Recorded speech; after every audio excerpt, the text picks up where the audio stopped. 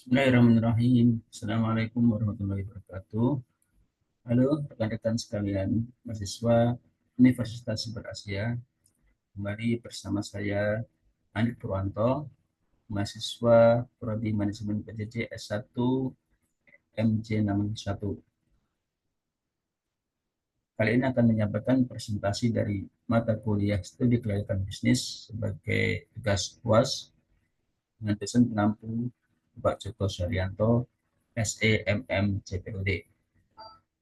Presentasi kali ini mengambil tema kegagalan warung abnormal sebagai tinjauan komprehensif studi kelayakan bisnis. Baik, latar belakang dari perusahaan warung abnormal didirikan tahun 2014 oleh PT Cita Rasa Prima Indonesia dengan membuat konsep tempat nongkrong, itu sebagai tempat nongkrong anak muda dengan menu mie instan yang premium. Nah, warung abnormal ini mencapai puncak popularitas pada tahun 2017 sampai 2019 dengan memiliki gerai yang berjumlah lebih dari 85 gerai di 20 kota. Warung ini mulai tutup permanen sejak 2021 hingga 2023. Tentunya dengan beberapa sebab yang kemudian akan kita analisa dari beberapa aspek berikut. Aspek pasar, analisanya adalah dari target pasar. Nah, warung abnormal ini hanya menargetkan pada anak muda usia 15 sampai 25 tahun. Jadi rentang usianya sekitar 10 tahun saja. Kemudian dari perubahan perilaku konsumen. Pasca pandemi lebih memilih makanan esensial daripada indulgen. Jadi konsumen setelah pandemi ini lebih hanya membatasi diri pada makanan-makanan pokok dan mementingkan kesehatan, tidak lagi mementingkan uh, keinginan untuk merasakan makanan yang enak, mengejar cita rasa, mengesampingkan dengan mengesampingkan kesehatan. Kemudian dari segi persaingan, banyak uh, pemain baru seperti Mixi, Kopi Kenangan, kafe lokal dengan harga yang lebih kompetitif. Kemudian kelemahan dari warung abnormal adalah harga relatif mahal, kurang inovasi menunya, dan tidak ada diferensiasi kuat. Selanjutnya dari aspek hukum dan regulasi. Berikut analisanya.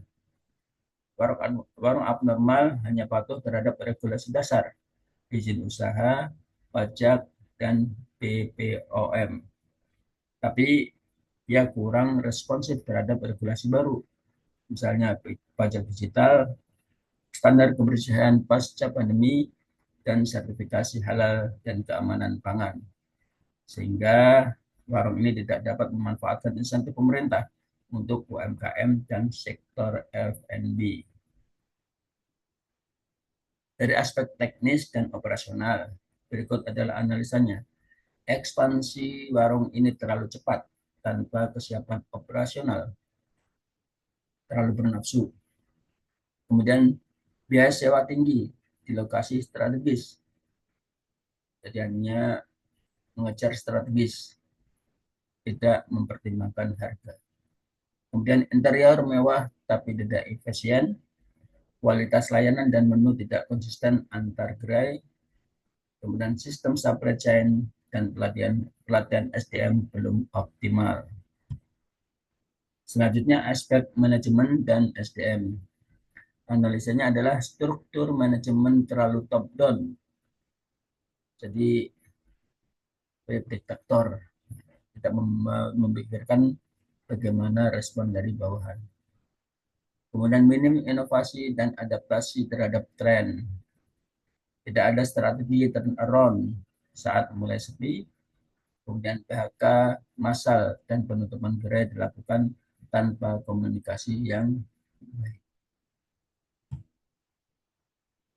Berikutnya dari aspek keuangan. Analisanya burn rate terlalu tinggi.